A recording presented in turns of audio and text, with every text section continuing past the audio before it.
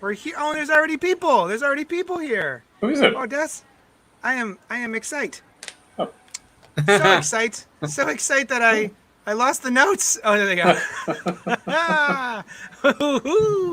What's up to all our sidekicks and henchfolk out there in the mother-loving geek nation? You're currently tuning in to the CultPop podcast live stream. Sip of my coffee. AKA Spoiler Alert, episode 743, where we will review the past week's comics as well as talk about some fun pop culture topics for your listening and viewing pleasure. I'm your host, Johnny Destructo, owner of Johnny Destructo's Hero Complex, 4327 Main Street, Philadelphia, PA, a rad-ass shop for nerds of all shapes and all sizes, except jerks. No jerks allowed. This is the part where I write anything in the script and JD reads it. Somebody once told me the world was gonna roll me. I ain't the sharpest tool in the shed. With me this morning are two co-hosts that could make it, whether or not we wanted them to. First up is Brian Lee. Brian, if you were a transformer, what vehicle would you transform into? What vehicle would I... Oh, that's a good question, you guys. Now, I'll tell you what, and I might just have this on the brain because it was recently in a crossover comic, but the DeLorean sounds pretty sweet from Back to the Future, right? Yeah, would bro. you have... would you have all the time features? I was going to say, like, you have to be, like, not just a DeLorean. No, the DeLorean. The DeLorean, Yeah. like, capital TH, the Exactly. DeLorean. And I also restricted myself, right, because then I could choose anything, right? Like, hey, transform into the TARDIS or something. But no, we're going to go with the DeLorean because I feel like that's more to the point of the question. Fair. Would it be the DeLorean with the Mr. Coffee in the back? Oh, for Yeah, the sure. one that runs off refuse, like just the Yeah. trash DeLorean, as it were. Yeah. Well, what about I that? say hi to the folks who are commenting below. Oh, yeah. Christopher Goodnight, Dan H., Robert Monroe, and Jenny. Hi, y'all. Hey. What about that Also joining us Transformer? today is Noel. What fun. Anyway, thank you for joining us live on Facebook, YouTube, and Twitch. If you like what we're doing here, be sure to like, comment, subscribe, and share. The joy of doing this live is you all in the chat. So pipe up if you feel so inclined, and we may comment live during the show. Before we get into this week's comics, we've got letters. We've got letters? Do we? Oh, we've got lots and lots and lots Lots of and letters. lots and lots of Letters. Many Hey. letters that stream together in one letter. Hey, Like Cult an Poppers. understandable. Long-time listener, first-time writer. Oh. How are your Welcome. butts? Oh,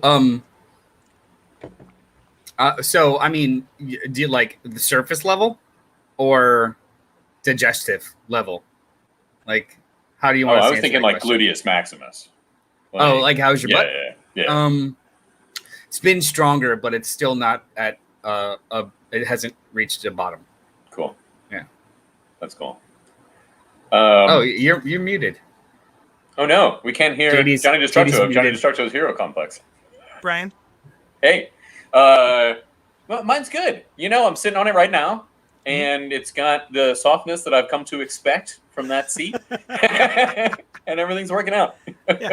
Yeah. I have a bidet, so pretty good. Oh, That's so nice. I mean, I thought we were talking about just the muscles. So Brian set up the parameters, not necessarily. Again, not. I'm not What's holding happening and what's Brian's happening. parameters. Thank you very much. It's just, well, you're welcome, Sorry. JT. It's my pleasure Sometimes- for you to go beyond.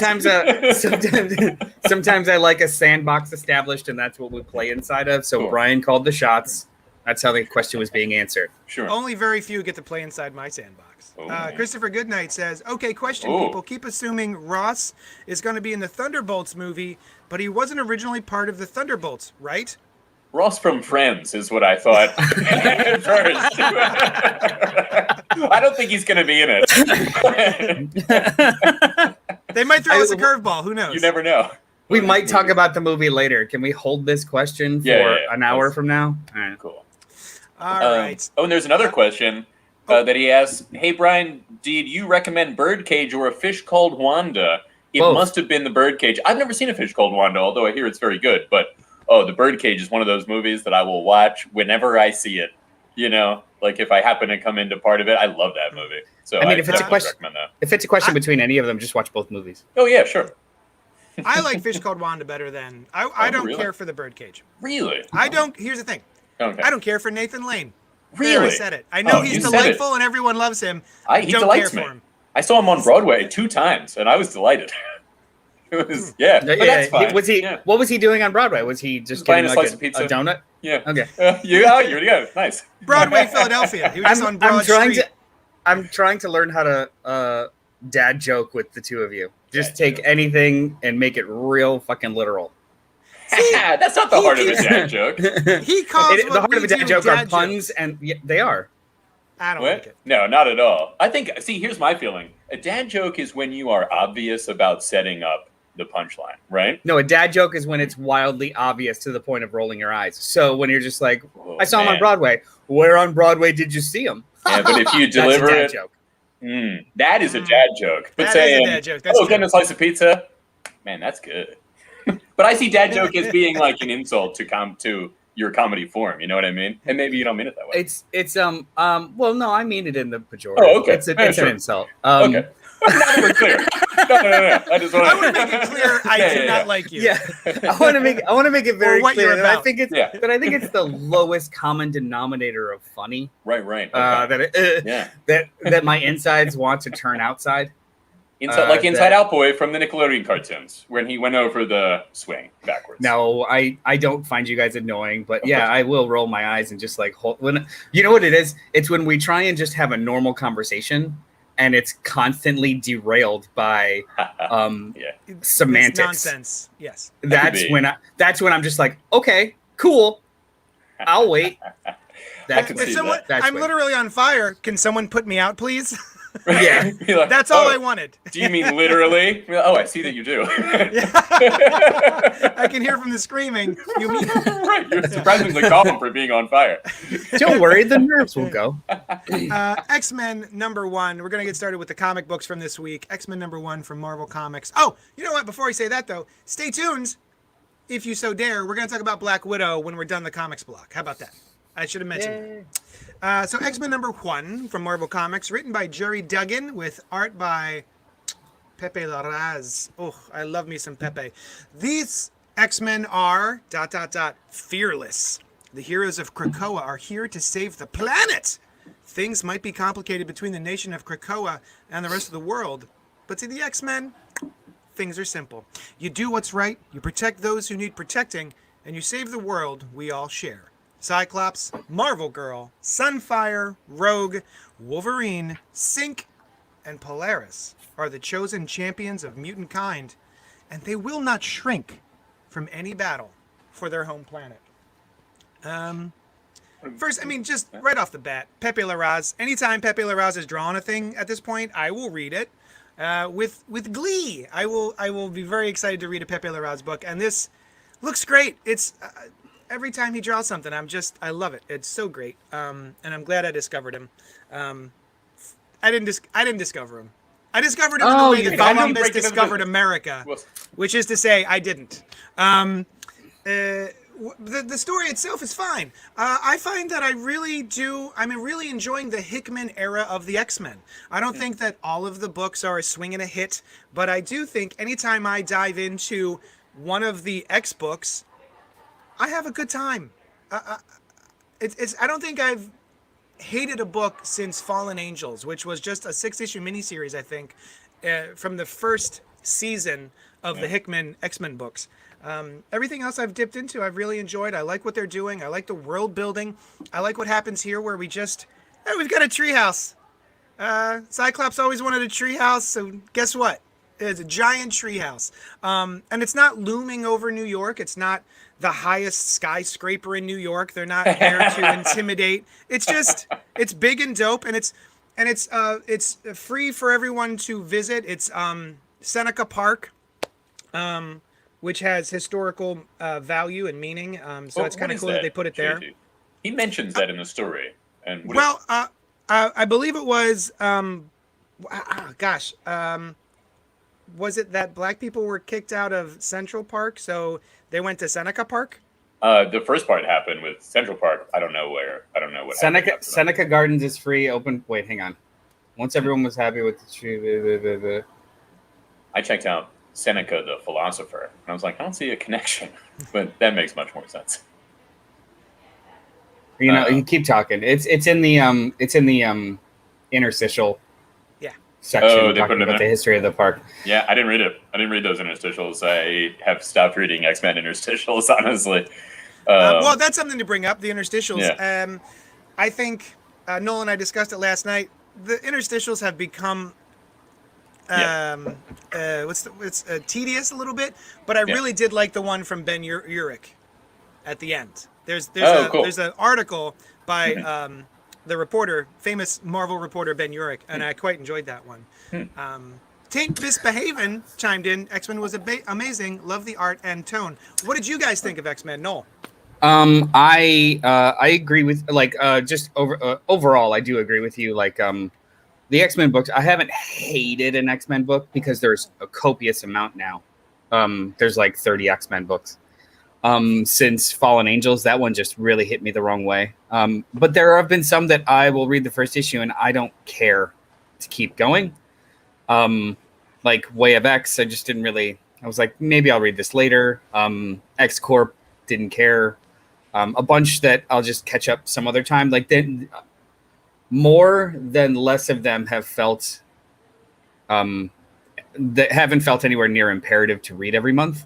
It's been like I'll catch it later, you know.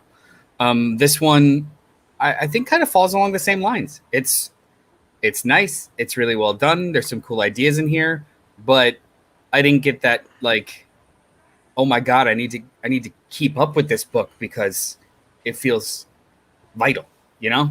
Like it was just cool. It was just nice. That's how I felt about Hickman's regular X-Men too. It didn't feel vital, which is weird. It felt. Yeah.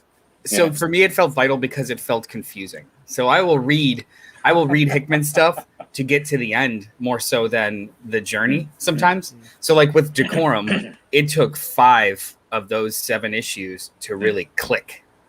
And I'm like, oh, okay. Like, so I have more patience with that style of writing than I do with just, oh, it's a nice story. Oh, it's a cool action movie. Oh, it's spectacularly mediocre.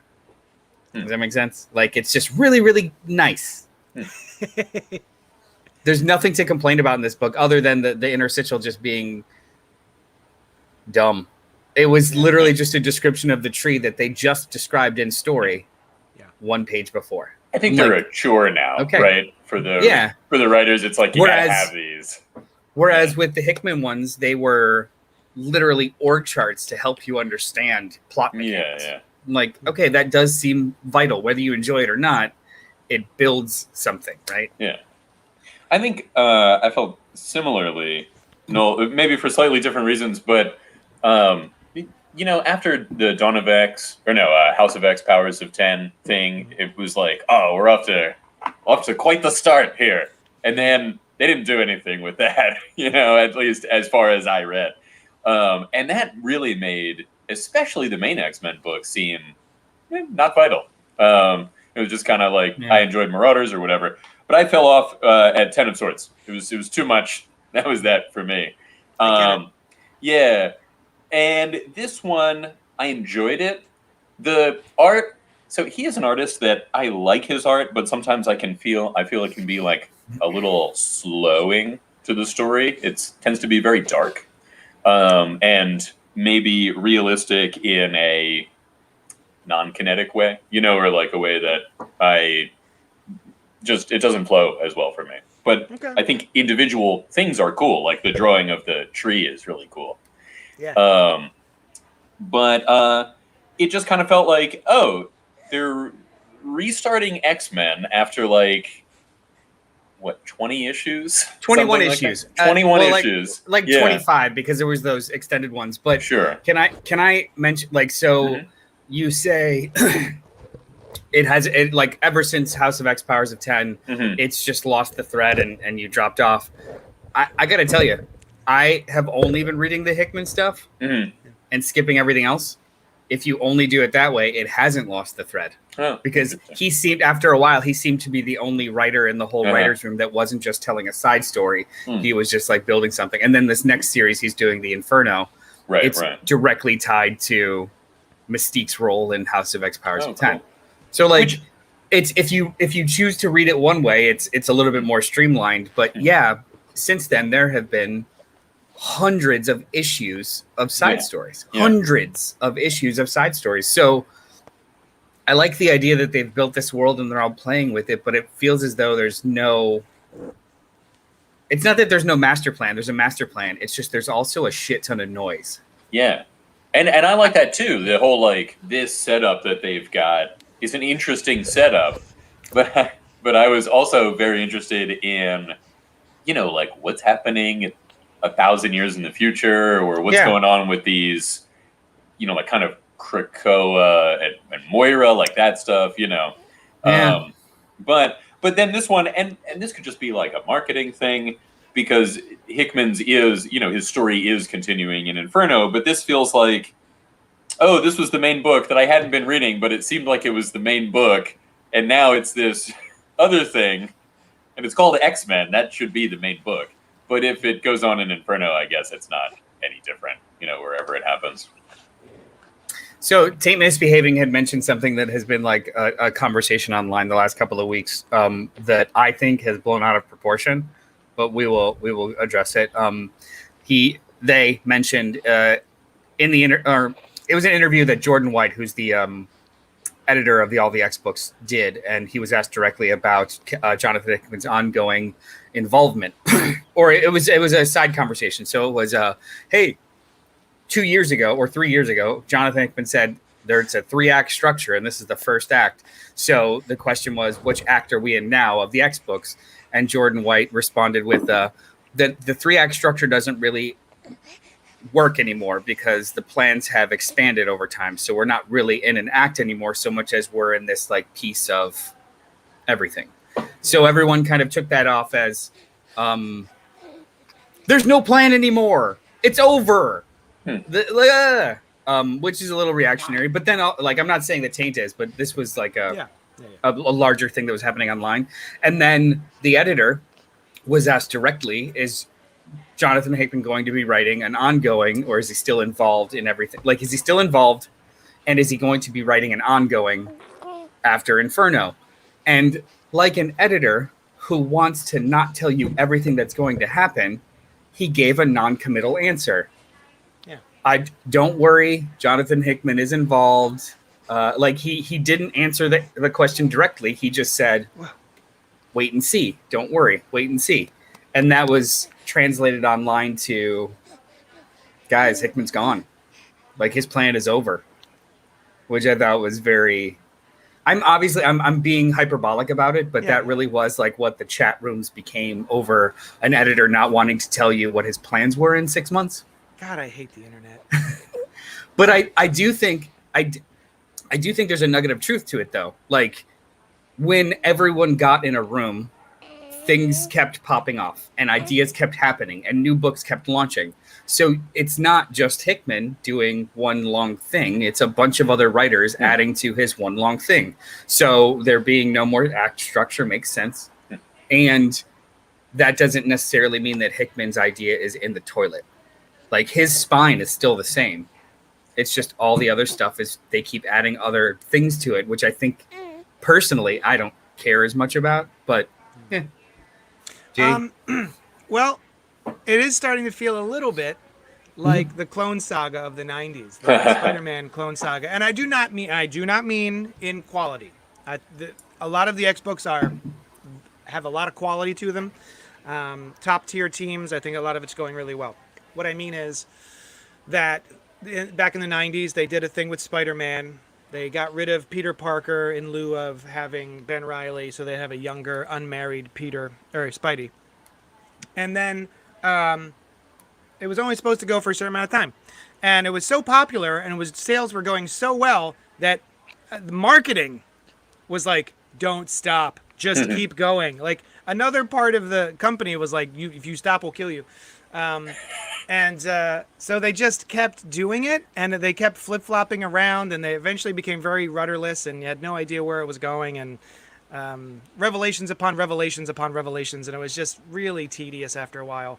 I don't think we're here yet, but it does feel like we should be getting somewhere by now toward the next, the end phase. Which doesn't mean that they have to end the Krakoa stuff. Just give us something about those original stories.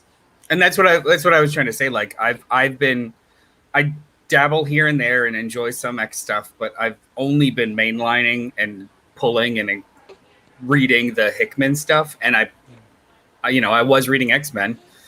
I only read the one shots for X of Swords, and I was fine. 10 of Swords, and I was fine. Yeah. And then I'll read the Inferno stuff, but I'm not jonesing to pull another side story X book, no matter how good it is. That's the kind of stuff that I'd rather just read and trade in a year, as opposed to follow the full thread line, right? Yeah. I think also X-Men is different from Avengers and especially from Fantastic Four, where Hickman was the only one doing the Fantastic Four when he was doing Fantastic Four. And the X-Men is like a third of their publishing line or more, so there's a lot of different books and a lot of different stuff. So, I guess maybe that's just a part of the reason that it feels different. So I do like that they are cycling books out. So some of them are miniseries. I think X Corp is a miniseries. Was it Hellions? Hold on. A What's X Corp about? It's a company run by mutants and also for their interests. No, it's actually it's all the red tape of running a nation and a big pharma company. All the things you wouldn't want to deal with in real life. Read about the X-Men doing.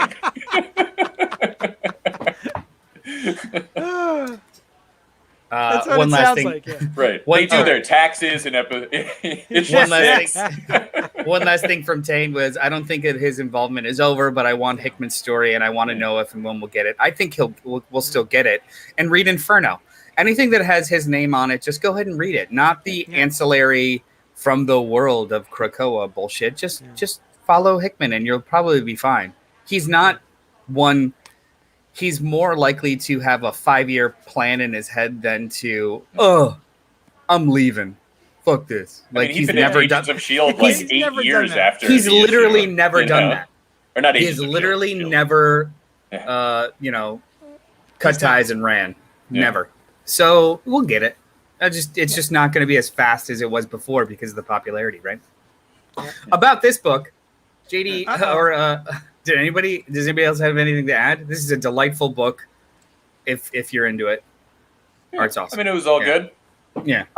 I wasn't not into it. It was a cool X book. It was a cool X-Men book. Mm-hmm. Yeah. Treehouse is cool. Yeah, I will I'll pick up this trade or something 6 months to a year from now and be like, that was nice.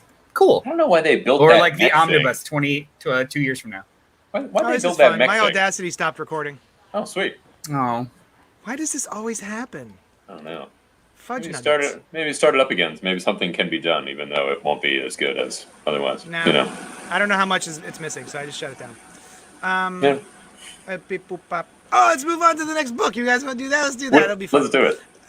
Ordinary Gods #1 from Image Comics bio. Kyle Higgins and Felipe Watanabe. The Luminary, the Prodigy, the Brute, the Trickster, the Innovator. 5 gods from a realm beyond our own. Leaders in the War of Immortals.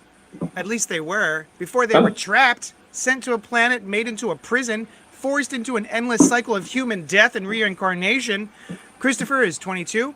He's got 2 loving parents and a 12-year-old sister. He works at a paint store. He's in therapy. He's one of the 5, which means in order to save everyone he cares about, Christopher will have to reconnect with his past lives and do the unthinkable. Become a god again. Okay. I read half of this book. It was good. But it also seemed like, it's about gods trapped in the bodies of humans who don't know that they're gods. Boy, oh boy, have I read this several times. You know, Wicked and Divine. You know what? Thor. By J. Michael Straczynski. Yeah. We're gonna go wake up all the Asgardian gods. I think there is a difference in this one. Not that this is the first time this idea has ever occurred, just in comic form in this way, is that this is a prison, right? This life is where some people were put to contain them for like a bad reason. This one, they're the good guys, it would seem, but yeah. So it's different than, I mean, I don't know about Wicked and Divine. Maybe that is Wicked and Divine. I also I like the weird layers of it too. So the idea is that Earth is a prison for these displaced gods, and it was created because, you know, they're incredibly hard to kill and they keep coming back. So how do you sustain? How do you win a war when your enemy is immortal?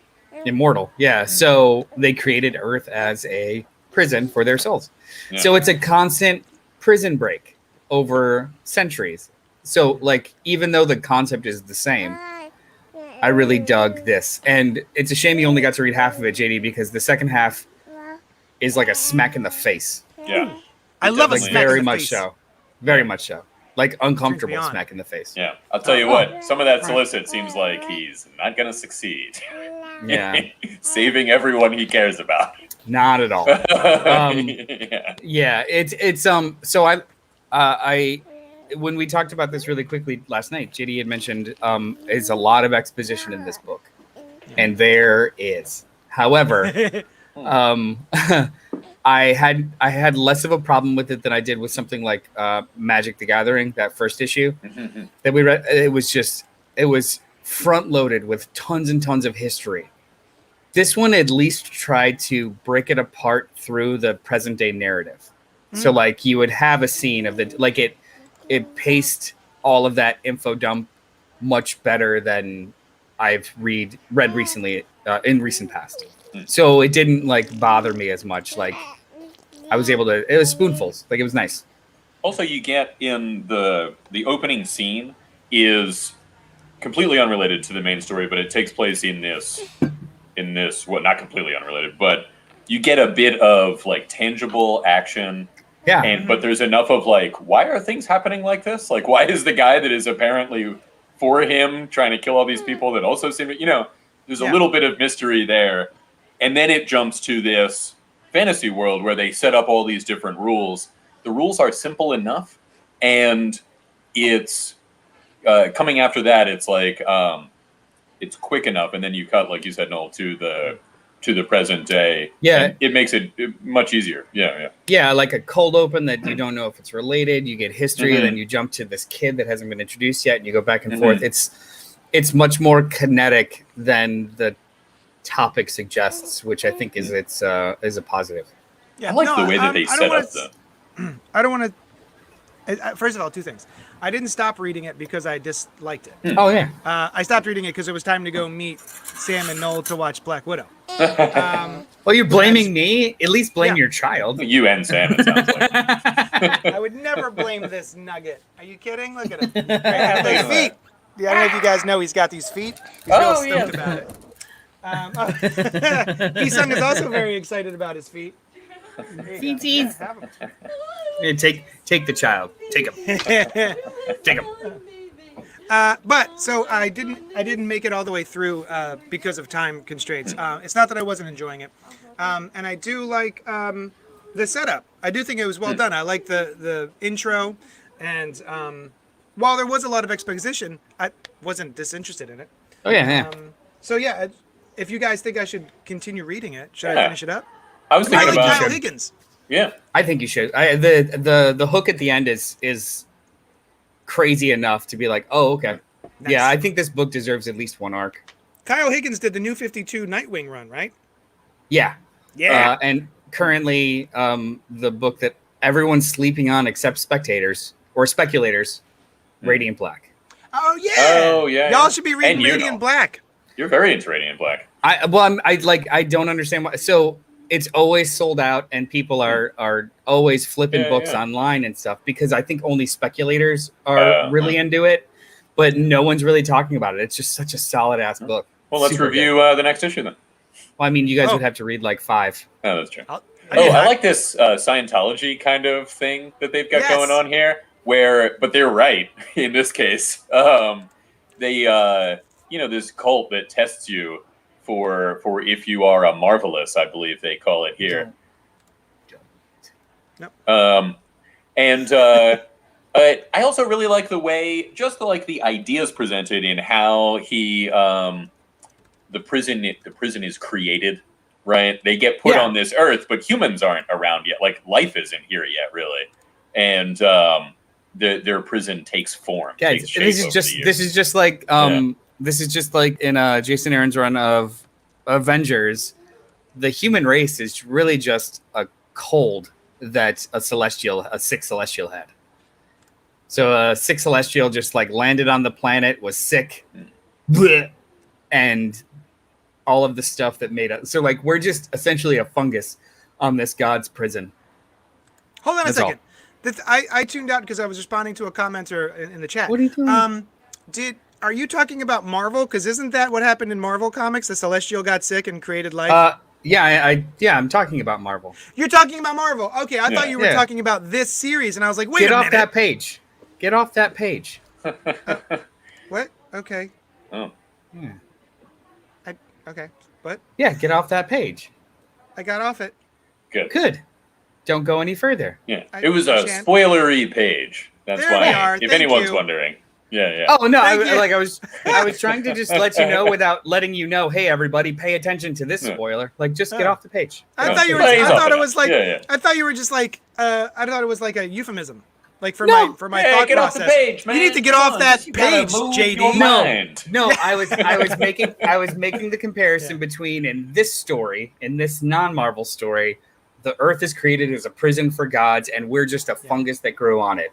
In Marvel, the Earth was created because a sick celestial was abandoned and vomited stuff everywhere and died, but all of that created humanity. So we are literally a virus.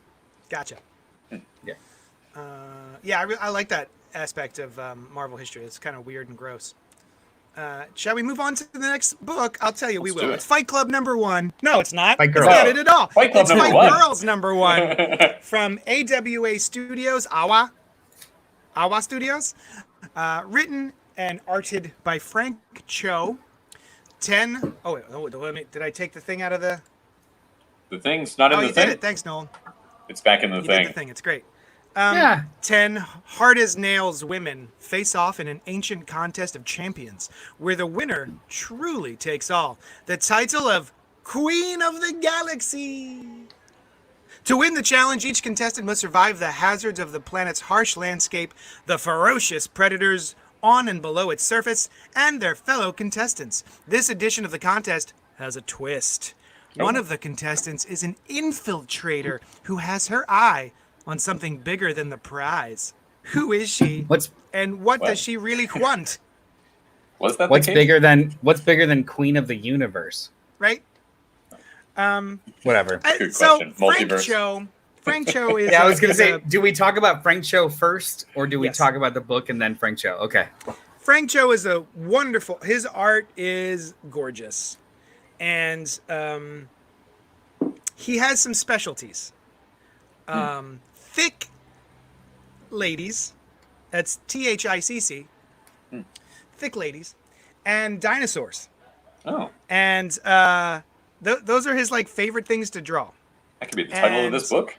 He did it here again. He's got some thick ladies and he's got some dinosaurs. He's done that. I think he's done Shanna. Was it Shanna? Oh, Sheena. Sheena. No. The Jungle. Is that not the one we're talking about? I don't care. It says she-devil lady. Yeah. Yeah. Any excuse he can have to draw ladies in a minimum amount of clothing, fighting dinosaurs. That's his jam. So I'm glad he got to do that here. The book is fine. All of these women are... So the first page, I think, tells us that there is a queen and she's unable to conceive. So she recuses herself as queen. And so the king needs a new queen.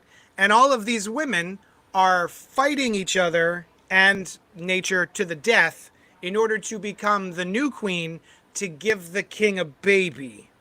Is that problematic? I can't tell.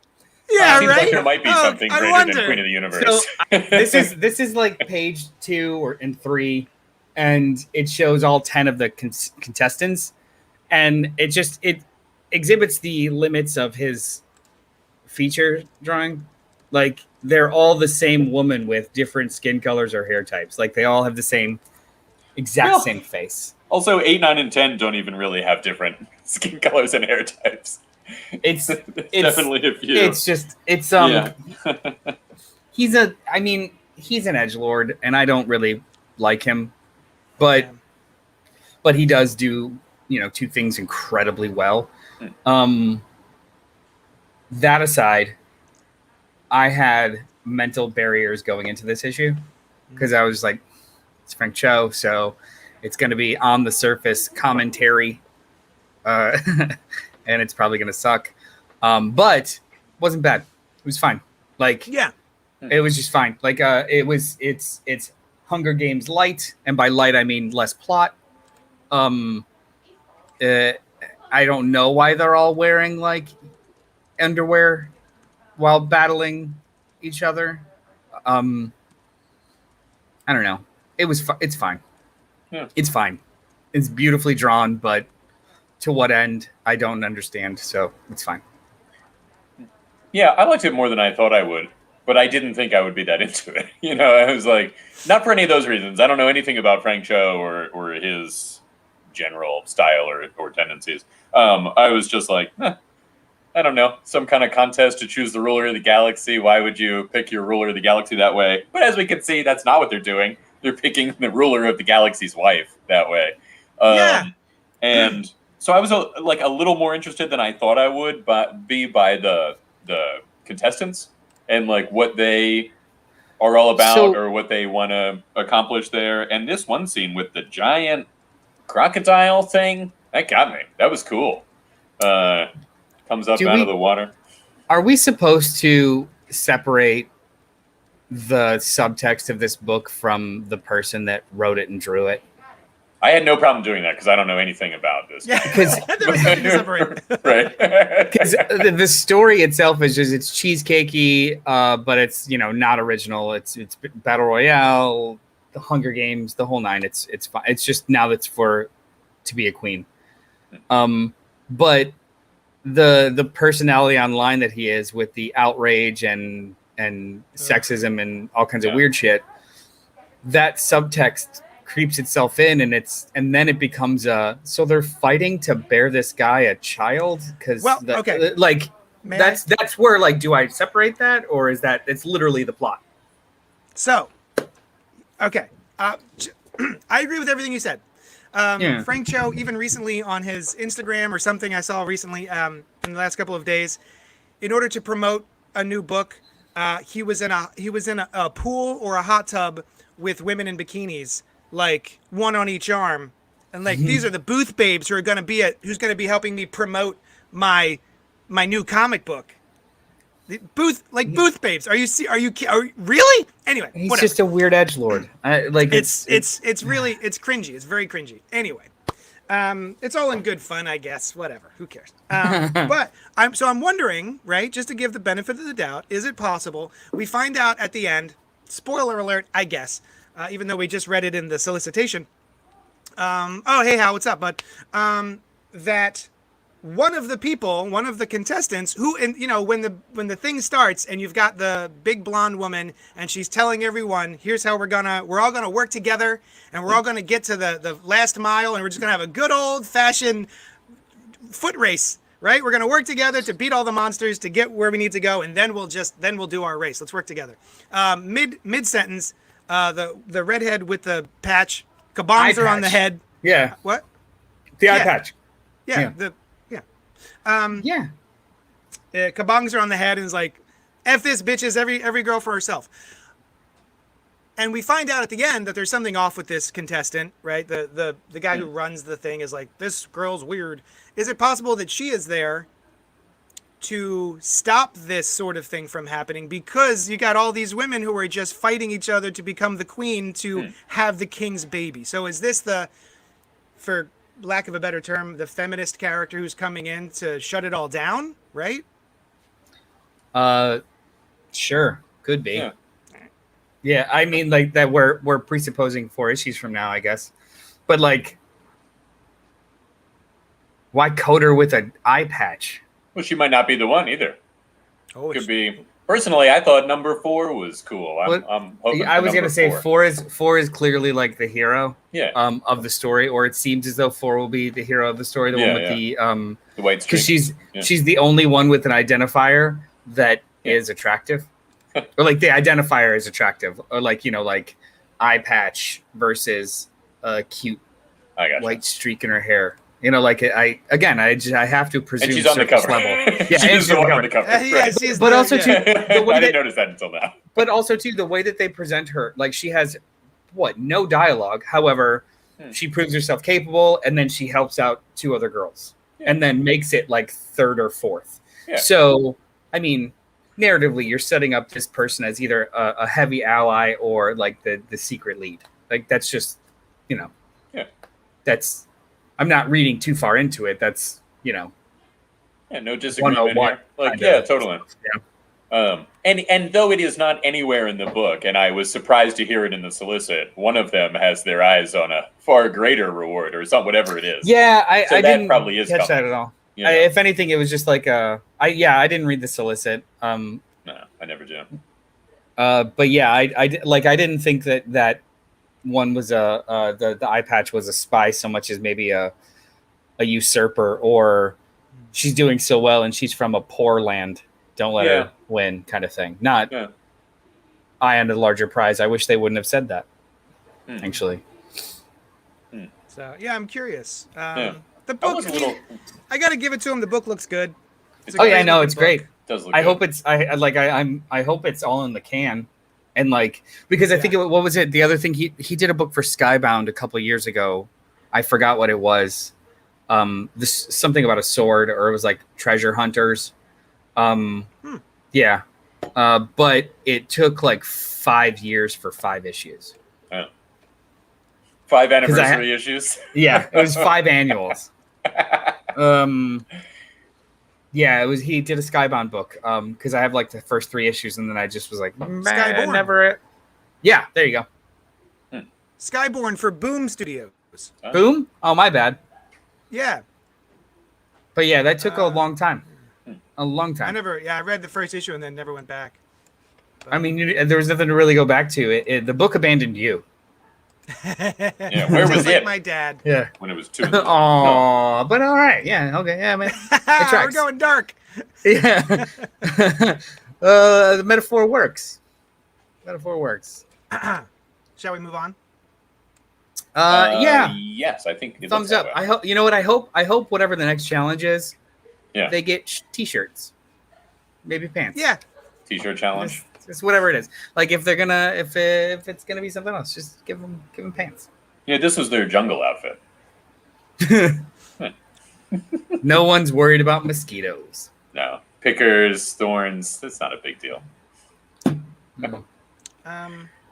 Real quick, show of hands. One question and then we're moving on. Who here liked the Stargirl TV show? I liked what I watched. Yeah. And yeah, great. I Okay. thought it was really good. I watched the first 3 episodes and I thought it was really good. I'll go back eventually. I saw the whole There's first a season. whole I liked conversation in the comments right now about Stargirl. Yeah. So I just wanted to. The one that thought it was great. the one that I was motioning you to ignore. Yeah, but I didn't. You did. Yeah, I know. That's true. Yeah. Motioning does not necessarily mean I'm going to do it. That's true. It's true. You guys can, if you like the show, Yeah. and you like talking about Stargirl while we're having a completely different conversation, it's totally fine. Like and subscribe. You can follow us on Facebook. We stream there as well. If you go to and you look up Facebook CultPop Podcasts. If you want to help the show, you can go to patreon.com/JohnnyDestructo and help us out. Sometimes it buys Brian several sets of headphones. I got this, my second set of headphones. I don't know what happened to the first one. I took them out of the house. Who knows where they are? Now, JD, can people have conversations that aren't about what we're talking about if they're not watching the show also? Like they're just going about their lives. How do you feel about that? I mean, as long as they mention us. Yeah, You'd prefer not, but just get a mention in and it's okay. It's fine. Yeah. That's great. Okay. If they want to like and comment and subscribe, fine. Just like here in real life, if you come at us with nothing but Watchmen sucks, Doomsday Clock sucks, Jeff Johns ruins everything, we probably won't continue the conversation because we've heard it before. Yeah, and we know that you're the same person, even though you have changed your username 5 times.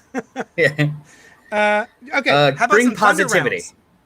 Oh yeah, Thunder we're all about rounds. the positivity. Oh, JD, did you have anything more to talk about? We got about your Patreon or anything like that you seem to have up on screen here. YouTube.com/CultPop. Oh, you can watch us live stream YouTube. If you look up CultPop. Like, comment, subscribe, all that jazz. All that junk. Also, I have a comic book store. 4327 Main Street. It's called JD's Hero Complex. And on Tuesdays at 2:00, I do a big unboxing video where we go through and we show you all of the new stuff that's coming in this week. So if you like to keep up with the new releases, definitely come hang out with us for that. And sometimes we do Thunder Round videos. We haven't done some in a couple months. I've had a baby and Noel has moved, and Brian never does one, so that's why we don't have any. It'll happen. But we're gonna do some on the show now. Thunder Rounds. All right, Noel, you're up first. Oh, first of all, what's a Thunder Round? Well, a Thunder Round is a 60-second review. Is it ever more than 60 seconds? I mean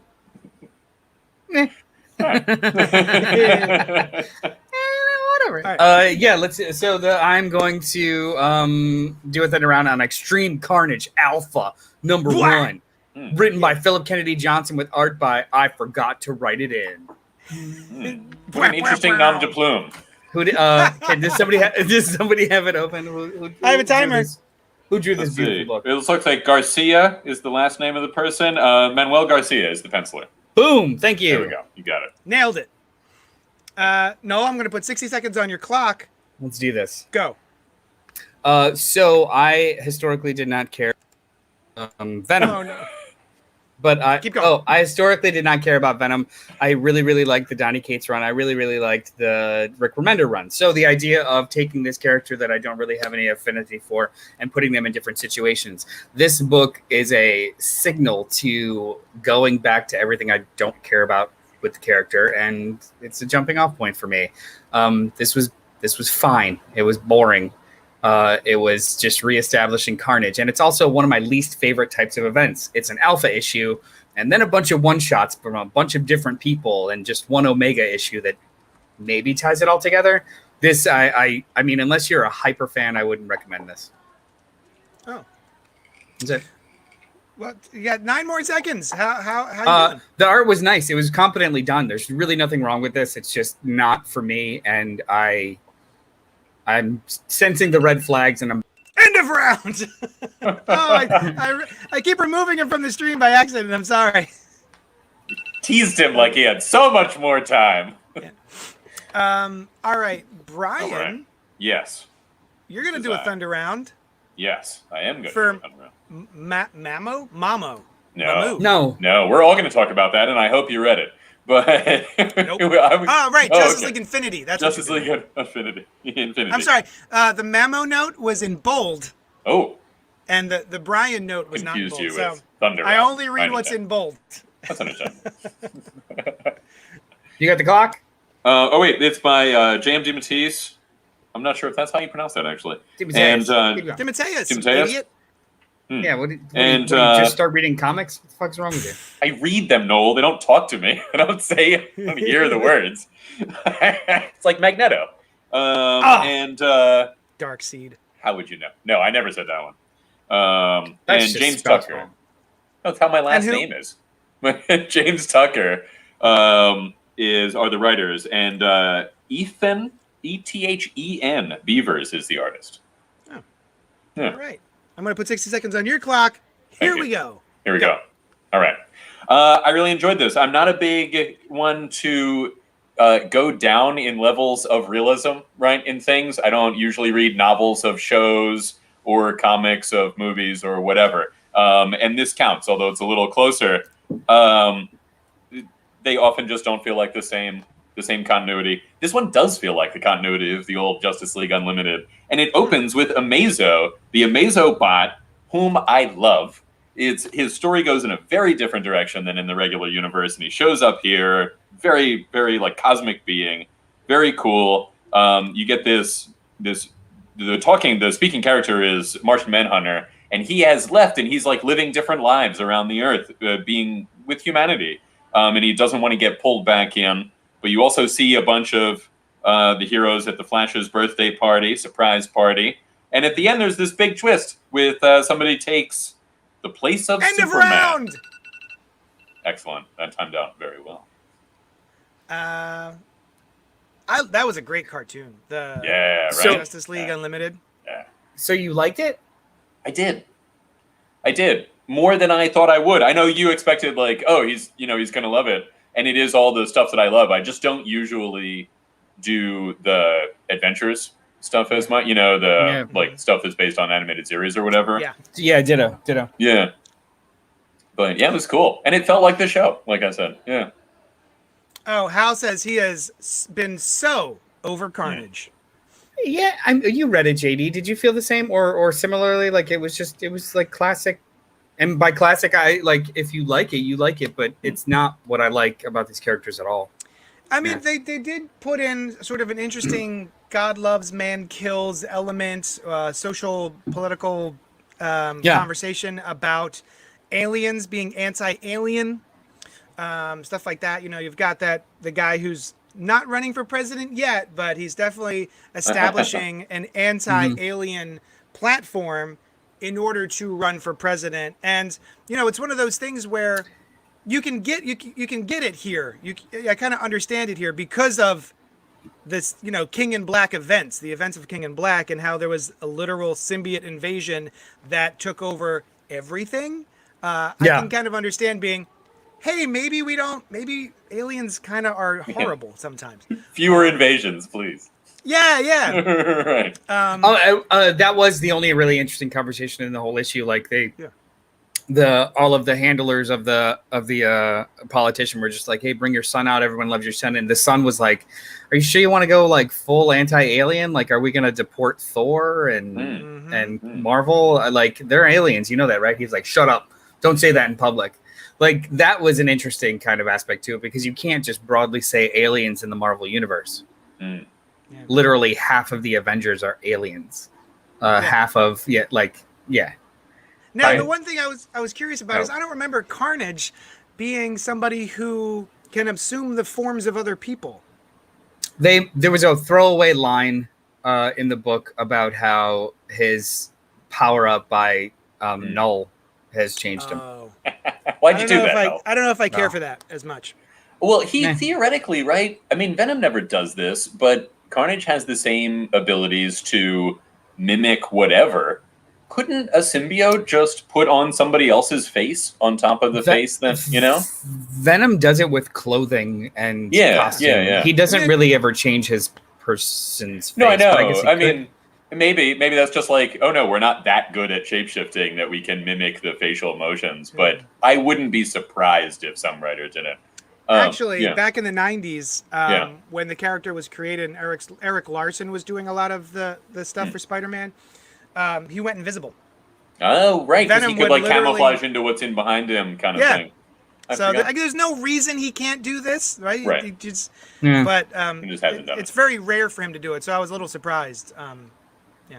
I think you were talking about the anti-alien stuff, right? I think this is something that we may or maybe likely will have to deal with in the future, right? We will look back and there will be all of these TV shows where you've got people like, well, you may be a Martian, John Johns, but you're human to me. It's like, you assholes. Like, what happens when we meet aliens or AI that are like, well, no, we're sentient beings. What you're such a like human.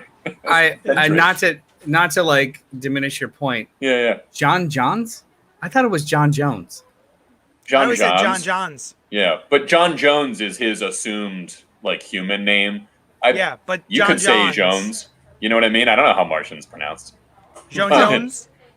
Joan Jones. No, like John Jones. So it was okay. just a Martian phonetic spelling of his pseudonym.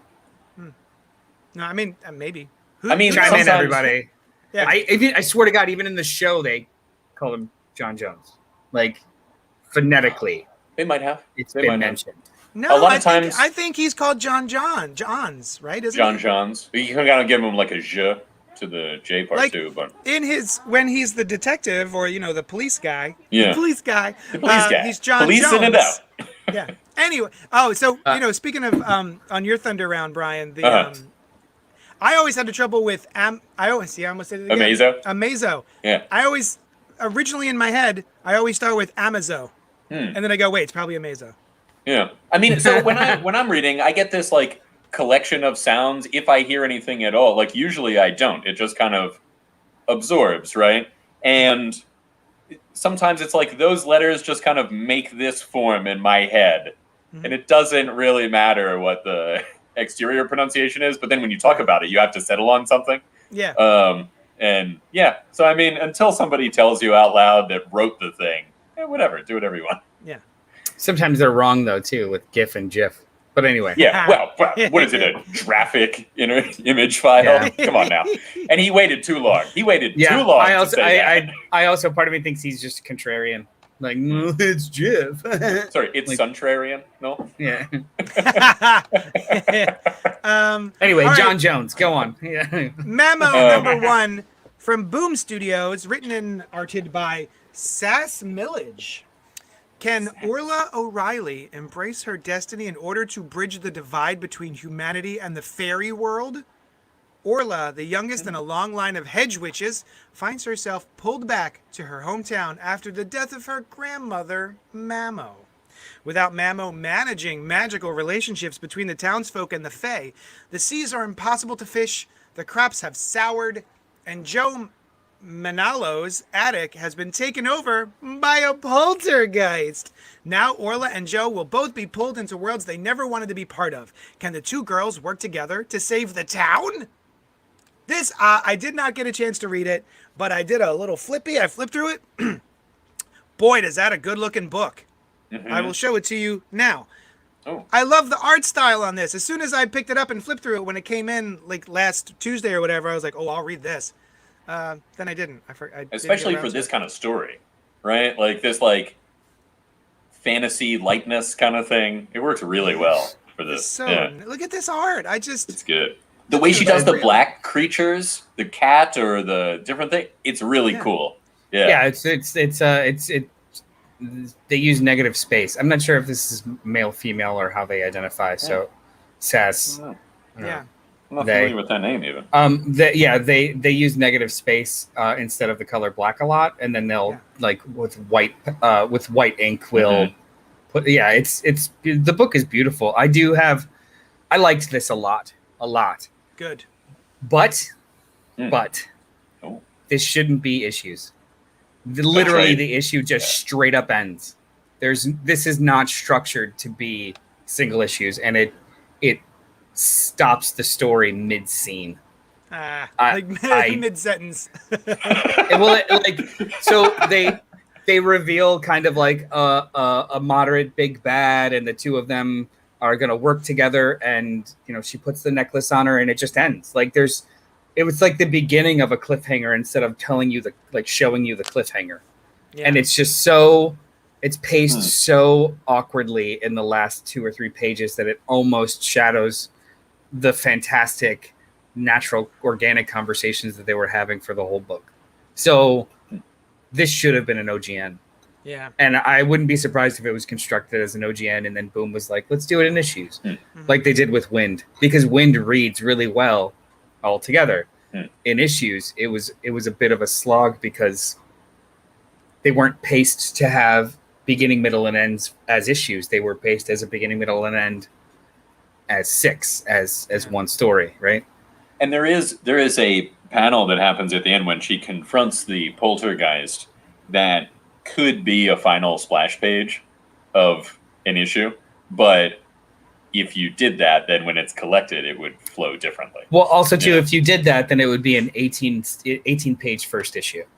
So it's like there is, I don't know. I feel like I argue this often, or at least often enough. Like, there is a difference between the formats, and you can't just chunk off 22-page clips to make it issues.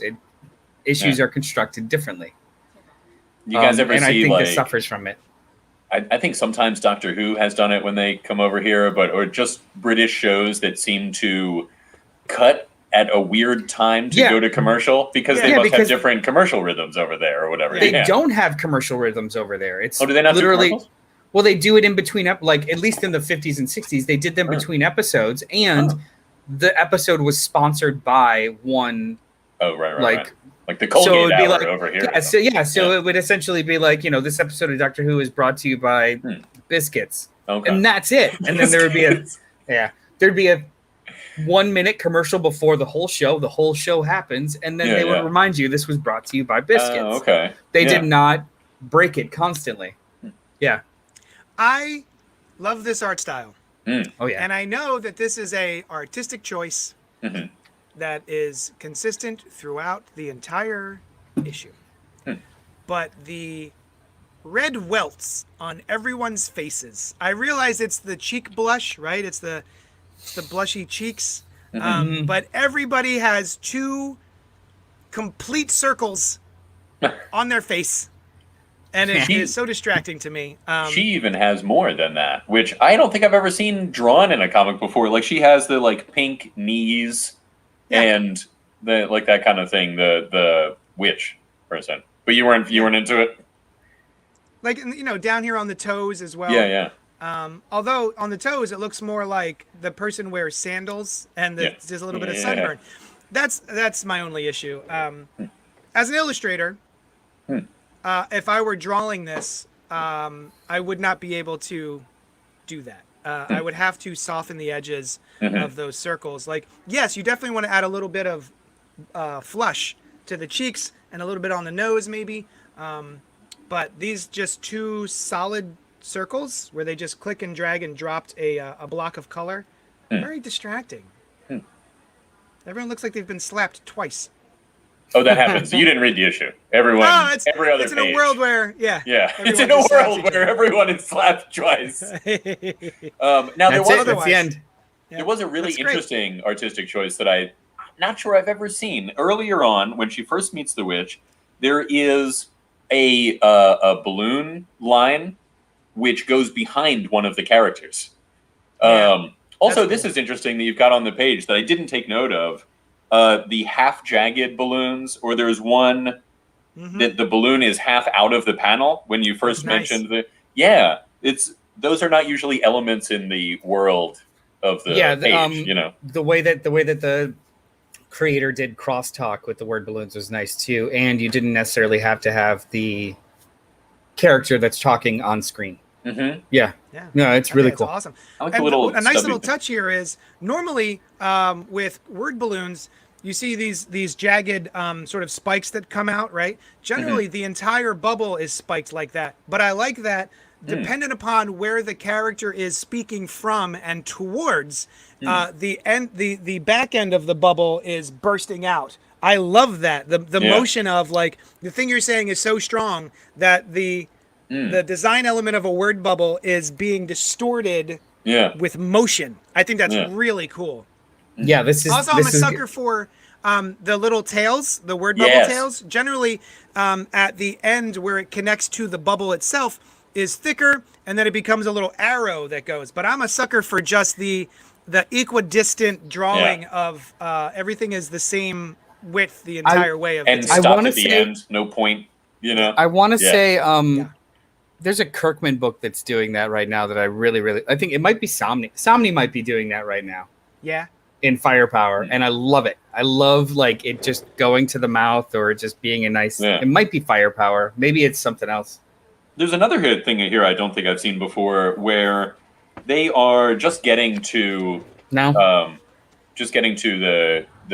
girl's house, where there's 2 different things. One, there are 2 word balloons connected. If you go like back 2 more pages, I think. Maybe a little bit more. It doesn't matter. There's an example of it where there's multiple balloons connected by a line and then another balloon, all then ending up at this person. And also the lines are not uniform in shape, right? A lot of them curve towards, but some of them go from one panel to another or just kind of like angle around. It's very cool. I don't think I really noticed it that much while I was reading it, but now that we're looking at it, there's a lot of really cool stuff there. This particular page, I think, is a problem because the word bubbles, even though they're in the middle panel, the way they track, they make it go directly to the woman in the bottom panel, even though she's either in a coma or sleeping. True. So I was actually about to disagree with you before you said what you said. I actually like this a lot because it in the first two panels it establishes where they're standing in the room, and then it mirrors where they're standing in the room. And I didn't have trouble reading it. Like they created a mental map for me, and then I knew it was the Joe speaking, even though the word balloon was closer to the other person because of where they were. Like it's not going from one panel to the other. No, it's going to where they are in that. Yeah, it would just like if you were in a movie, you have the establishing shot of them walking in, and it turns, but their voices are coming from the sides of the room that they entered in, not the camera view. I thought that was kind of cool. Yeah. But yeah, I'll definitely read this. Yeah. Hold on. Go ahead, guys. Invariably somebody is always trying to get inside. Yes. 21 minutes early, but they want comics so much. They've got to do it. Oh. You know what? I fired him. I fired JD. That was it. Here. Yeah, no, so let's talk about whatever we want to talk about. And Destructo's hero. What does he hate? What does he dislike that we're going to talk about? What does JD dislike? Damn it, he's already back. Hi! We're just discussing things you don't like. You know what's really good candy? Goobers. Oh God, Goobers are stupid. With the peanuts inside? Goobers are Is that so Goobers? good. They're it's just like it's peanuts covered in chocolate. What more do you need? They're delicious. I'm not too into them. They're also the only candy that's an insult, right? Nobody calls anyone a Mars bar, but you're like, hey, Goober. Yeah, don't be such a Mars bar. You know what? I'm offended by the sheer mediocrity of Goobers. Okay. Like why not put a little effort in?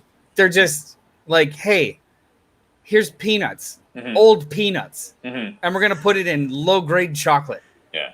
And then we're gonna keep it on the shelf for a year. They should not advertise like that.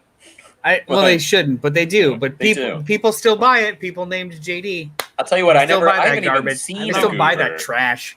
I haven't seen one in a long time. I was never one for peanuts in my candy bars, but I've gotten more into it over the year, as I've gotten older.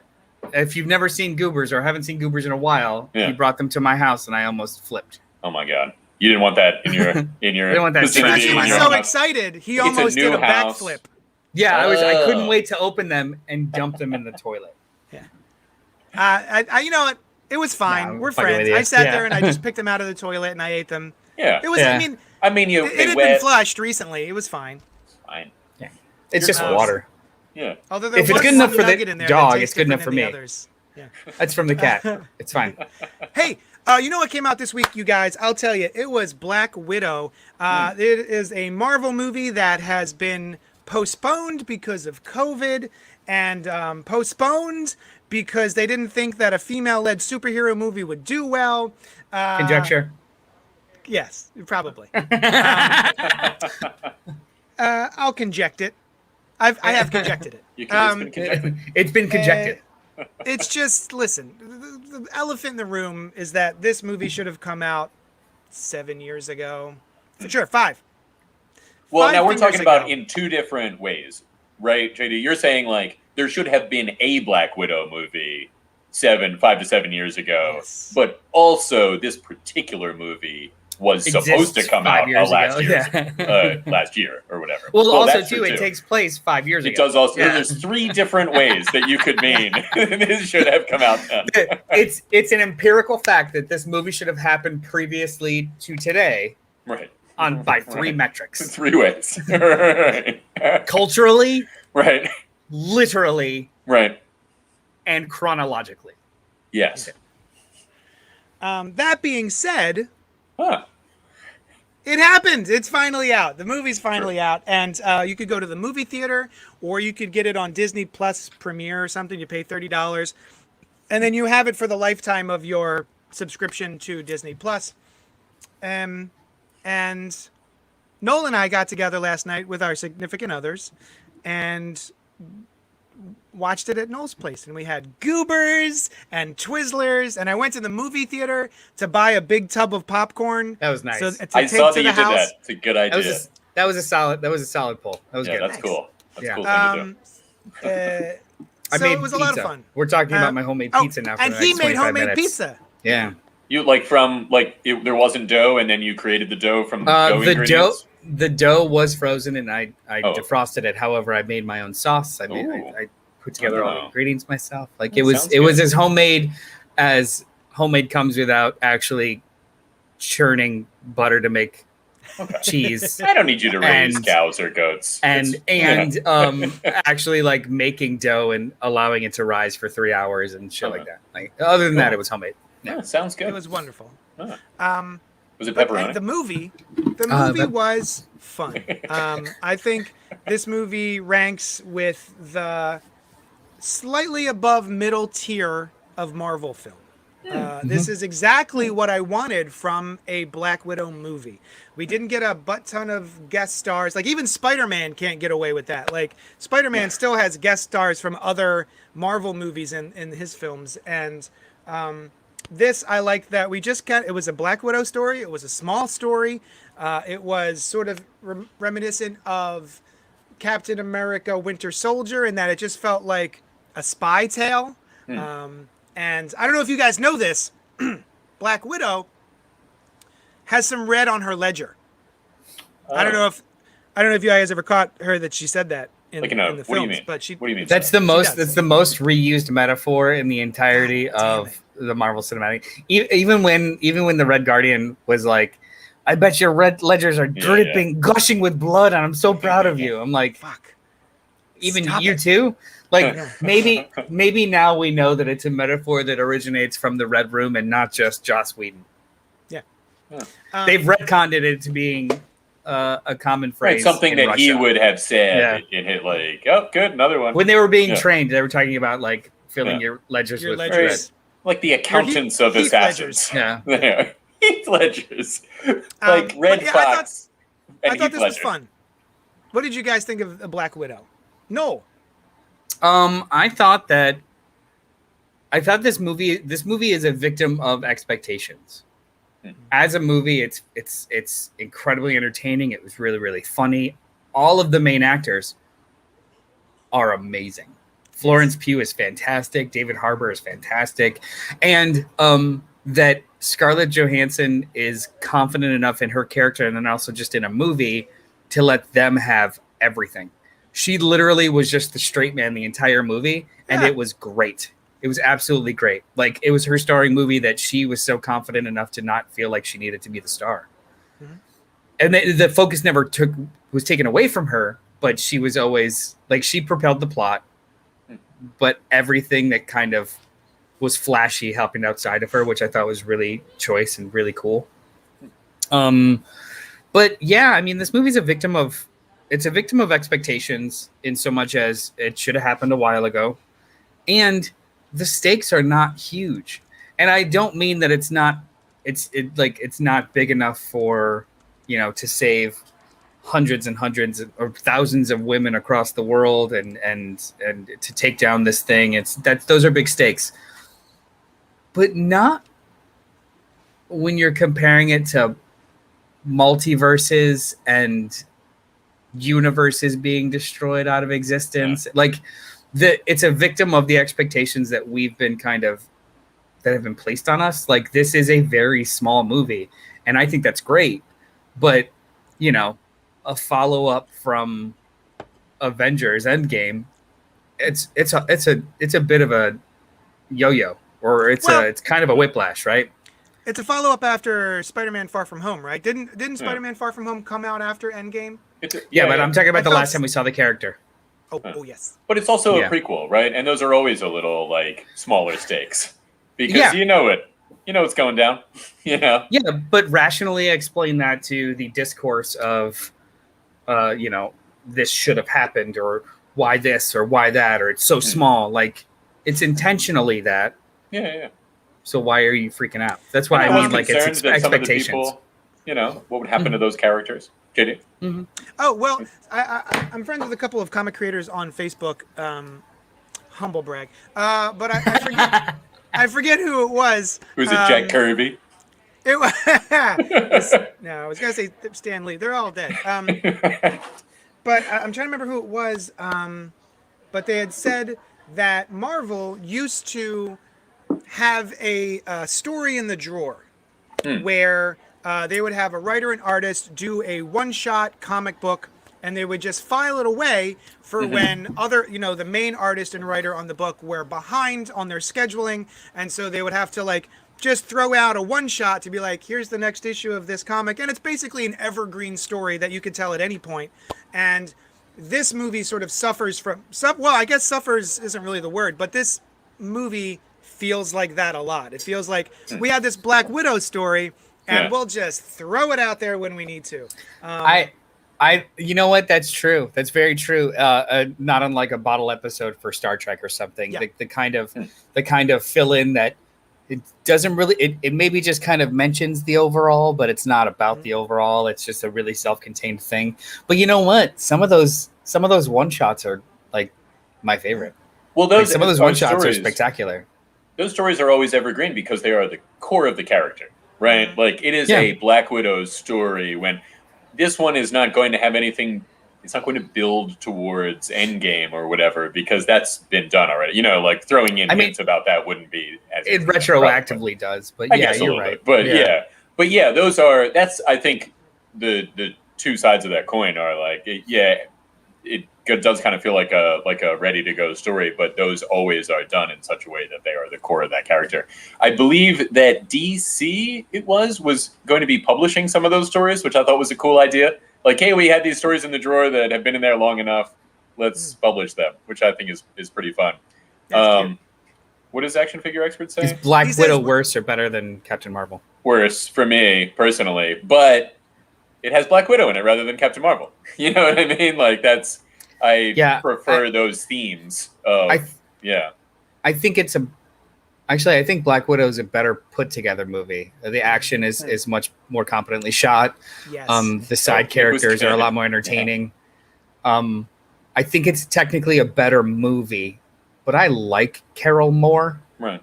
Mm-hmm. So I really like Captain Marvel a lot too. And that's like saying, "Hey, do you want steak or lobster?" Like, they're both great. I don't know if it's a completely fair comparison. One needed to build a world. One was able to just kind of do a shit ton of shorthand because it took place. Like, they constantly mention the Avengers as a shorthand for Black Widow's status as just a character, whereas you can't get away with that shit with Captain Marvel. They lead it to literally explain everything, so it's a different animal. Right. It's a completely different animal. And listen, Action Figure Expert, this is not on you. This is not me taking a shot at you. But I think it's interesting that we're still at a place where a female-led movie can't come out without being equated with all the other female-led movies. Well, now, to be fair, don't we say, did you prefer Thor to Captain America or something like that? Yeah, but white guy to white guy is... I mean, that's but we don't say. Yeah, but we don't say was Black Widow better than Captain Marvel? I mean, I'm Captain America. Well, somebody did mention that, but you're right. Although I could see those being a strong comparison because they're two, they're very similar movies. The Spy. We were talking about Winter Soldier. That in comparison with Winter Soldier. Yeah. Taint Misbehaving says, I do find it interesting that we don't have a Marvel movie with a female lead that takes place in the present, which is a good point. I didn't. Soon, though. I mean, Marvel's is coming up, too. But, JD, you're right. I mean, I didn't mean to undercut your point. It is an interesting point that it's like we do find the knee-jerk comparison to be this other female-led movie. Yeah. This movie, though, felt more like Iron Man, somewhere between Iron Man and Iron Man 2. No, 3. it wasn't like Iron Man 3. Well, actually, you know what? It really was a lot like Iron Man 3. Actually, it was the same fucking movie as Iron Man 3. You had a reveal that people hated in a main villain. You have all of these great side characters that are the humor in between this other thing, and half, if not almost most of the climax was people falling from the sky and stopping themselves and jumping up and down and in and out. Crazy falls too. I was like, no way she survives this one, but she did. Yeah. You know. Oh, these are Fast and Furious rules now. Yeah. People catch each other, like people break their landings with moving vehicles.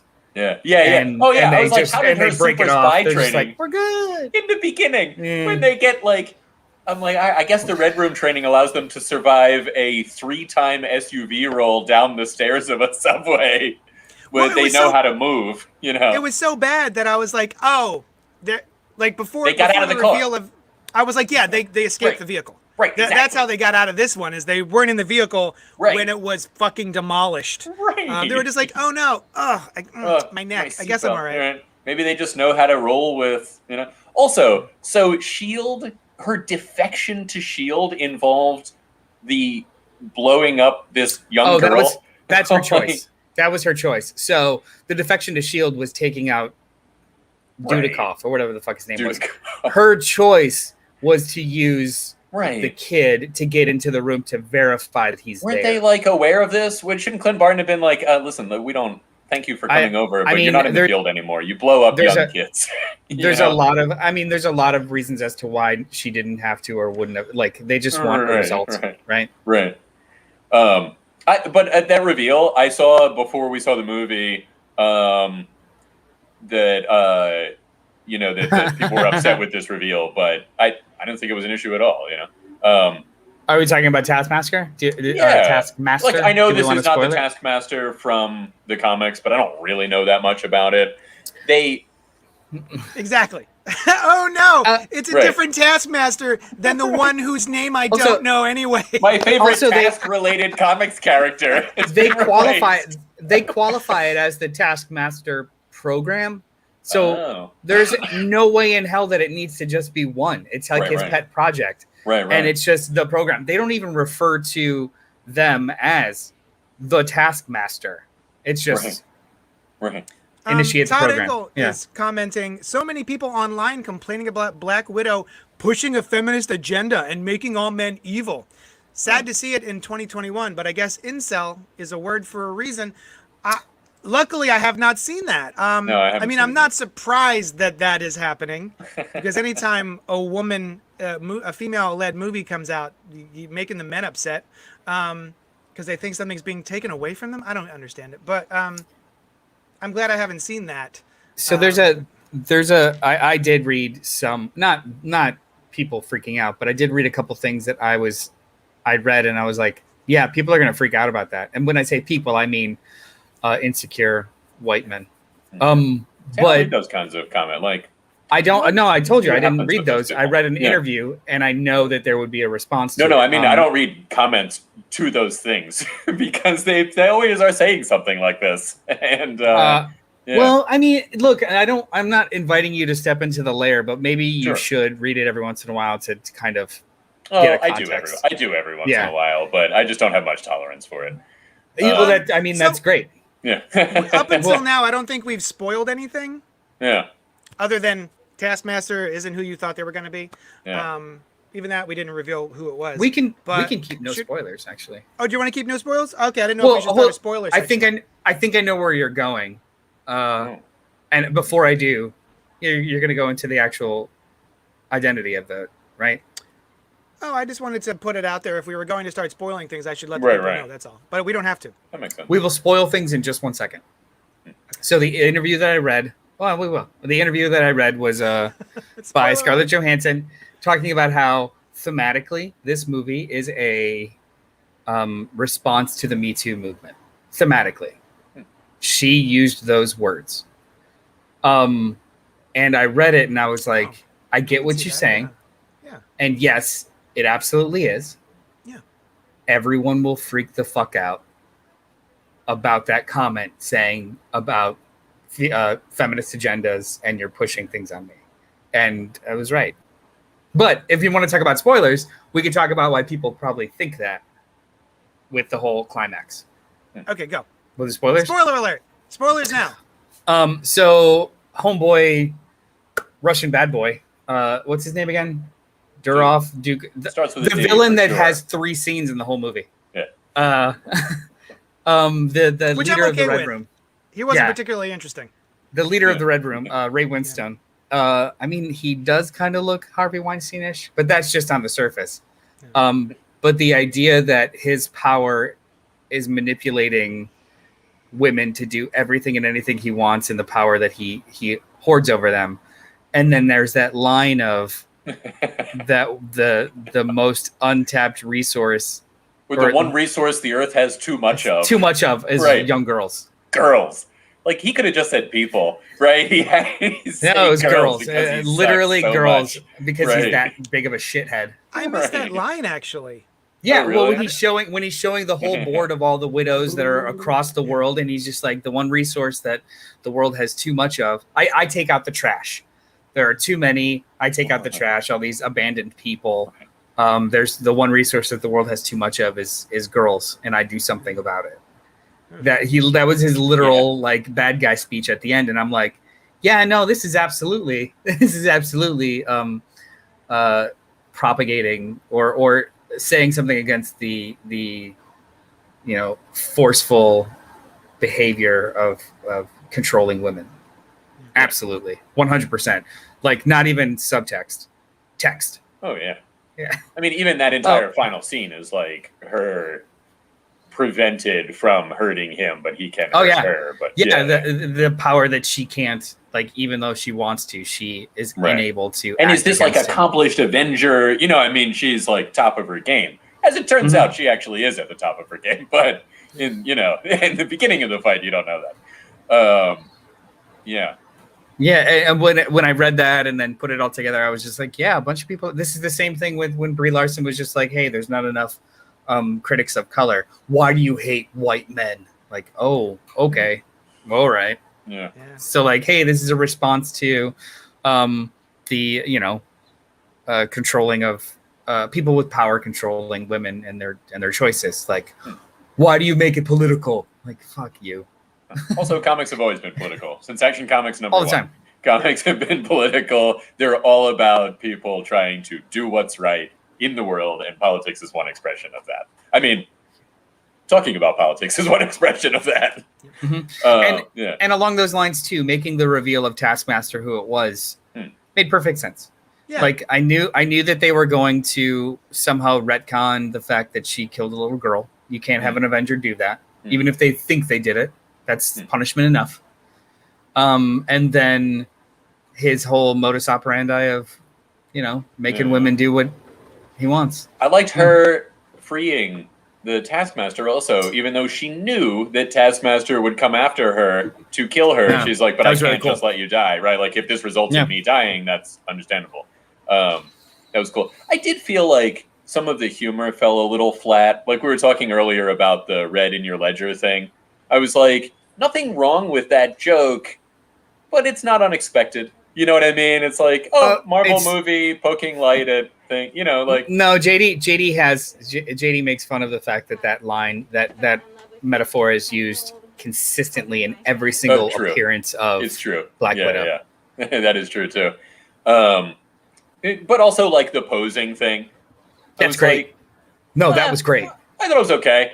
It was the first time she mentions it. I thought it was okay, but it also just felt to me a little like, oh right, we're taking the air out of something that you thought was serious, and they've done that before. I'm not saying they shouldn't have done it here. I just, I think where I will disagree with you is I think it was great, but I think it was great because despite taking the air out of it, she instinctively did it later in the movie. It's true, she does. So it does. Invalidates it on a like male gazy surface level, but then it just naturally happens, and she's like, God damn it! I thought she was going to be like, oh, that's cool. I didn't think that was a male gazy thing. I thought that was an action pose. No, the way that she was describing it like with your hair. You do that thing with your hair. Oh, that's true. What is You this flip it up. bullshit? Like it was meant to be you're a poser. Who you performing for? Right. Yeah. But like Iron Man lands like that too. Who's he performing for? You know, like that's. I thought it was just like fans, a superhero thing. Women, it's Tony Stark would definitely do that. It's true. Yeah, yeah. But no, I guess you're right. It could be a male, and almost definitely is a male gazy thing. I just thought she was doing more of a like you take yourself so seriously as a superhero thing. You know what? It probably could be read both ways. Yeah. But I do think there was one part. It's when Black Widow falls off the roof and hits every goddamn scaffolding and on the way down. Yeah. When she finally gets to the ground, lands on her feet. Yeah. Like she literally lands on her feet and just like here we are. Oh, everything's fine now. Just the usual way I get down buildings. Yeah. It was a fun flick. I really enjoyed it a lot. And when I do rewatch it, it's gonna be closer to when it takes place. I'll probably I'd probably rewatch this after Civil War. It's very much for the end credit scene. Yeah. To watch that after. Do we want to talk about the end credit scene? Yeah, we could do. Oh, real quick before we get into that, because we haven't talked about her at all. Rachel Weisz was awesome. She was, I think, my favorite. I saw an article like the breakout character of this is spoiler, and I was like, oh, I hope they say Rachel Weisz. They didn't. They said David Harbour, who was great, but I expected him to be exactly what he was in this movie because he was in the trailers being like this. You know, I thought Florence Pugh was so much like she also was so really much good. More also really good. She was much more different than I thought the character would be. Like, indeed, she had humor. She had insight. She was childlike in a lot of ways. Like, she was spectacular. I really liked speaking of childlike, like I really liked the exploration of what that undercover mission as family meant to them. Because I got the sense in the beginning of the movie, but it doesn't necessarily make sense by the end that Yelena didn't know that they weren't a family when they were in Ohio, right? Like in the beginning of the movie, she seemed surprised at like she was too young to remember or something. But then it was only 3 years, so I don't know if that really works.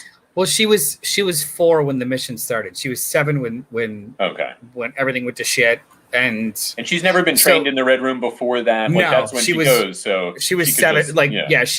Her normal was just posing for pictures in empty boxes. And, that was her normal. So that was awesomeness. As far as she knew, she was just being adopted by some family. Yeah, Natasha knew. Natasha was in the Red Room first.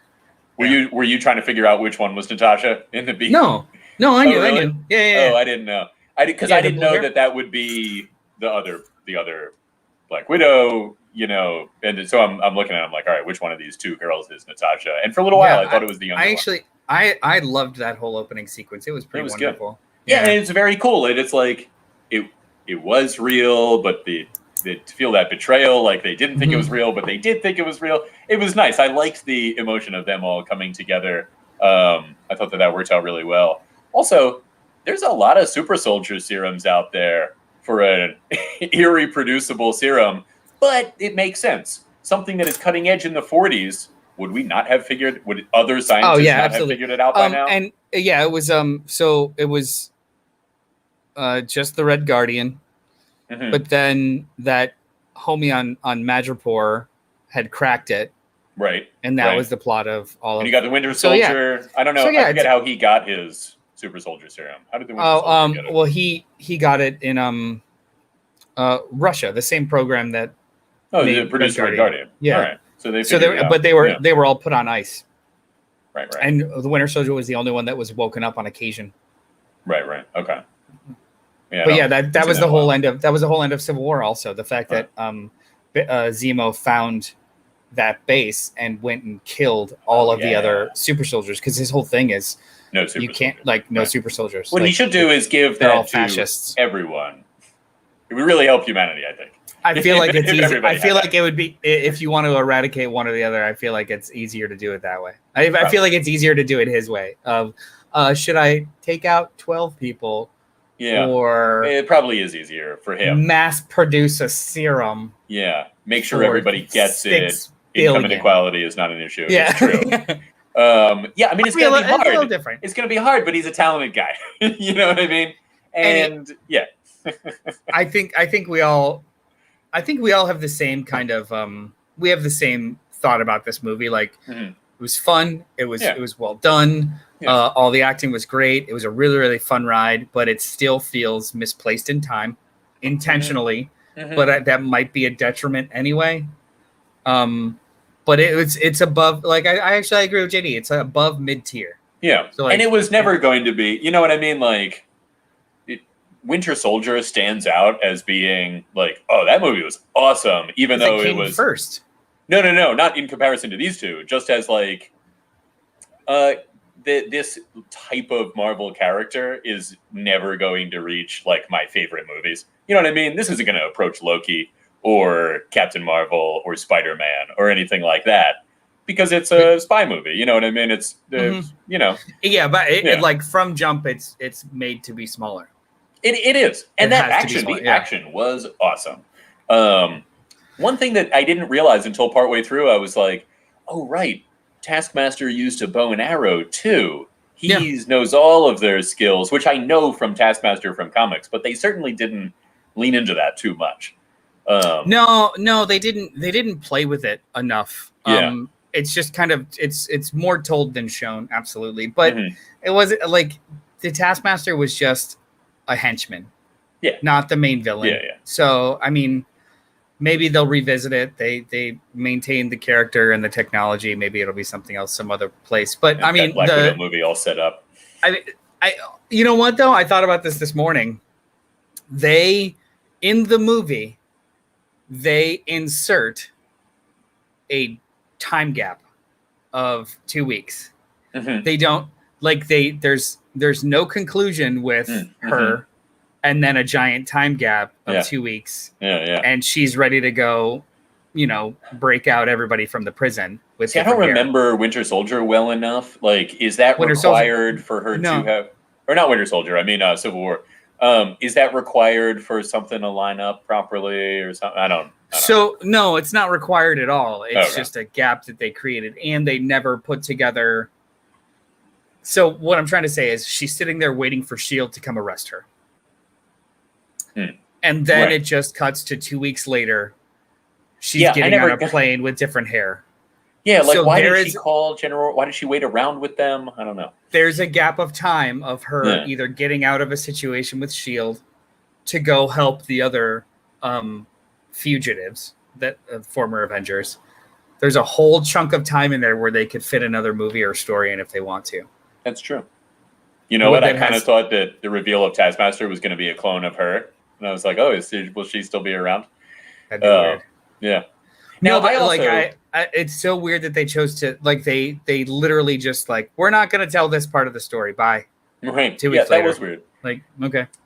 I had also heard that, and I thought it was a little beyond rumor, that Robert Downey Jr. had filmed some scenes for this since it took place at that time.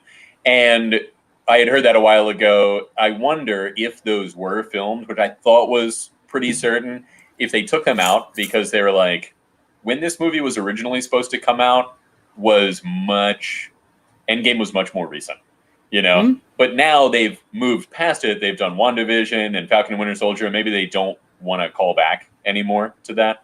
And I don't know if that's what happened or not, but it makes sense.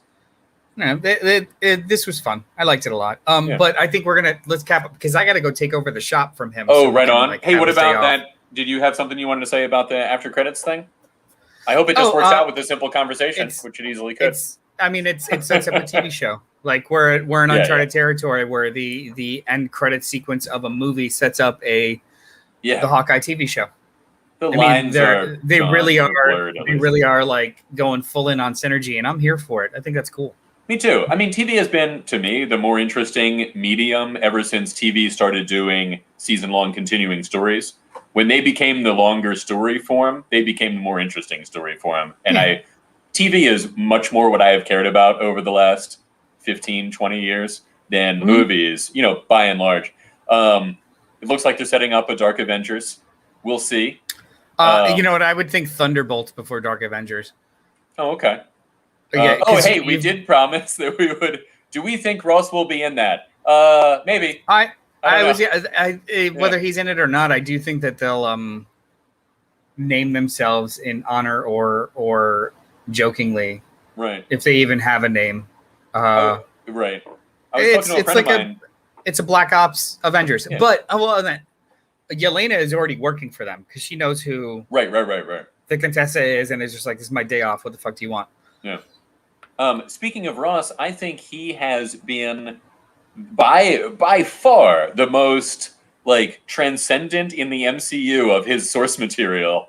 He has like little or nothing to do with the Hulk, but he's just like the government army guy that we see whenever there's a government army guy. Jenny, you're muted, just so you know. They made a point to make him sickly in this one. Right. He's had 2. Okay, I'm not crazy, right? He looked weird. And she said you just got out of your second bypass. Yeah, and he had a cane. They made a point to make him sickly. So, I mean, if I want to put my speculation hat on, maybe he's going to start testing shit on himself. Oh, interesting. Be a little red hulky. Maybe he already did it and, like, was already that when we saw him in Infinity War. Fuck heart surgery and chemo. Let's go straight to super soldier serum. Exactly. That's what I'm talking about. No, you got to distribute that. Yeah. I don't know. It was a smaller movie, but I really liked it. I really liked it a lot. You know what? What I find too is like I don't rewatch the Avengers movies all that much. Mm-hmm. I will put on the first Cap, the first Thor, like the solo movies more often. And passively watch them. I've watched Captain Marvel like a dozen times because it's just a wonderful little like low stakes passive watch. This is probably going to be watched a lot, not because it's my favorite, just because it's just pleasant. It's nice. It's easy to have nice on. Little standalone. Yeah, it's like a slice of life of a Marvel movie. You know what I mean? I don't know. It's just this is what she does, and yeah. Did you have your headphones in all that time, JD? No, I was helping a customer. Did you? So go back and watch us later. So I did mention it's very interesting, or it's very weird that they did 2 weeks later. Like they don't show you how she deals with S.H.I.E.L.D. They don't show you any, like they don't have any way to wrap that plot up other than fade to black. And 2 weeks later, she's got blonde hair. Yep. So I'm telling you, if they wanted to, they could literally make another fucking movie. Oh yeah. That just happens right here before she's allowed to either leave from S.H.I.E.L.D. or escapes. Yeah. Now, JD, what did you think of the end credits scene? What were your thoughts? I was I like that Julia Louis-Dreyfus shows up. I'm just always tickled to see her as an actress. Anytime she shows up, I'm like, I like her. She's very cool. And I like that she showed up. Curious to see I guess it makes sense if you're not there to see what happens trying to get the Soul Stone. Right. She disappears with Hawkeye and then although you would think but she must have an agenda to kill Hawkeye though. Yeah. Right. Not lie about it, but an agenda to kill him. Right. Yeah. But you hopefully Hawkeye will just be like, oh no, we were very close. And then everything will be fine. If they get to have a conversation. I was also too he won't really be able to convince her anything through like a sniper scope. Probably not. That's hard. They would have to get close enough to have a conversation. It's true. Also, keep in mind the Hawkeye when we see him in the Avengers has been a very different Hawkeye for a little while after his family got blipped. So he's in Japan. He's murdering suckers. He's just murking folks with a sword. Sure. So as far as the world is concerned, I think that version of Hawkeye disappears with Black Widow and she never comes back. No, that was before. The murdering stuff was before. He was Ronin in Infinity War, right? And then they go off in Endgame to get I'm saying. But do they even know that that's the same guy? Also, too. I mean, he takes his mask off willy nilly. Wait, it's the credits is post blip. It's present day. Right. Yeah. What I'm saying is, right. We're talking about the thing where she's like, Hawkeye is the guy responsible for your sister's death. Right. Yeah. So what I'm saying is, in continuity within the confines of the story, I could see it being twisted that Hawkeye, after his family was blipped, went Right. on a murder spree, Right. and then disappeared with Nat, Right. and Nat did not ever come home. She was Although- last seen with him, Right. and he was in Murder Town. He was like, Yeah, murdering just going folks. crazy. You see Who I'm knows saying? what his motives were? Although, Also, would they I- even know that they went off together if they don't know the full story? You know? I mean, there's a lot of gaps there, as in so much as, who did the Avengers debrief about their manipulation of the quantum zone to Right. get the rings, for them to all know who paired up with who to go where and who, and the Contessa has that information. See, the Contessa having that info doesn't. If Shield was still surprise around, me that too makes much. sense. Well, I know, but like, Right. even so, they're not beholden to any agency Sure, to debrief sure. them on how they accomplished X, Y, and Z. Yeah. So it's just that's a whole nother bag of comic book logic. Now, I would have worms. thought, though, I was thinking to myself this morning, like, would they not have told the world what happened so that was just my assumption, that they would say, oh, Black Widow sacrificed herself and now the universe is back. You know, this is great. Like, she is such a hero. A la revealing Barry Allen's identity or whatever. There's a great book called Soon I Will Be Invincible, which I highly recommend to you two guys and everybody else, where one of the fun parts about it is that the Lex Luthor analog is like trying to piece together what the Superman analog's powers are. And he's like, this information that he can scrape together. And sometimes we forget as comics readers that they are not as omniscient as we are about these events, or who, like, how much can Superman lift or whatever. All that being said, I did kind of assume that everyone knew about what happened with Black Widow, but maybe not. Maybe they don't know. Anyway, I would think there would be some sort of like press junket. Yeah, Well, like there would Natasha have to be Romanoff was a great hero. Clint went there. there would have to be something, because like half the universe just showed back up. So they intentionally did not reverse time. They just let everybody come back. So yeah, I don't know. I mean, I don't know. I liked how the Captain America Winter Soldier show had to do with repatriation. That's cool. And borders. Yeah, they dealt with like That's super some cool. ramifications of the return or whatever did they say what they called it when everyone came back? The snap was when everybody disappeared. The blip. That's when everybody came back, was the blip? Yeah, the blip. The snap and the blip. Snap and the blip. Yeah. They're like Anyway. Rice Krispie treats of cosmic events. Snap, blip, Yeah, what's dead, next? all ashes. No, so I'm gonna go take over the shop. Cool. Does anybody have anything Be to add on about your the guard. show? Yeah. No, Yeah. I just the final words are I thought Black Widow was a lot of fun. Yeah. You know, the timing of it was unfortunate, but yeah, it was a bucket of fun. I liked it. I heard you say earlier that you didn't think some of the humor landed, but I thought that I thought it was funnier than I thought it was Good. going to be. That's good. And you know, that could be the kind of thing like I watch it again and I feel differently. You know, hey, maybe you know, I just felt it was. Especially is- when the helicopter falls out of the sky. That Oh, that was What's, awesome. that That got was me good. not part of that. I thought that was great. Yeah. What was really cool? Robert Monroe. Everyone has asked that. It's nothing that's ever going to be addressed. People falling out of the air. He took care of it. Tony Stark, smart guy. Remember when we you were? What's the thing about like, hey, yeah, you know, Watchmen was late constantly, but we just read it now as one whole piece, and it's great. This is probably something that we're feeling, that this movie feels like it's too late and out of time and doesn't matter, but 5-10 years from now, it's just going to be a good movie. I think that's just the baggage that we're bringing, which is kind of nice. At least it's not a problem of the films. Yeah. You know, it just you should might have wonder happened. later on why this didn't come out before. But it's not going to might feel like like late or early. No. It's just going to be like, they should have done that before. Cool. Right. That's For the- some yeah, that's the reason, this one- is after Endgame. You're not going to That's the feel one it. thing, though, is that you're talking about it's a victim of expectations. I was expecting it to have a reason to come out now. Like within the confines of the story, there is a reason we're telling this story now, as opposed to 5 years ago after Civil War. You can argue the reason is to introduce Yelena. Yeah. Could have done that 5 Or years the whole thing. Like, there's a whole new deal with there could be a Black Widow's team now. Well, that's you what know? I saw. Yeah, that's what I thought. That's what I said Yeah. at the end. Of I the really movie. liked how that all worked out. Everyone was like, "Oh, hey, we've mean, all been mistreated. We're in this together." Come with other us." than the logistics of putting together and squeezing another movie in between the Avengers movies, I mean, I don't know. Coulda, shoulda. Yeah. Yeah, it didn't.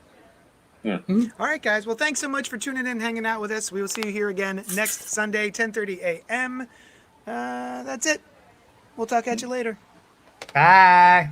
Bye.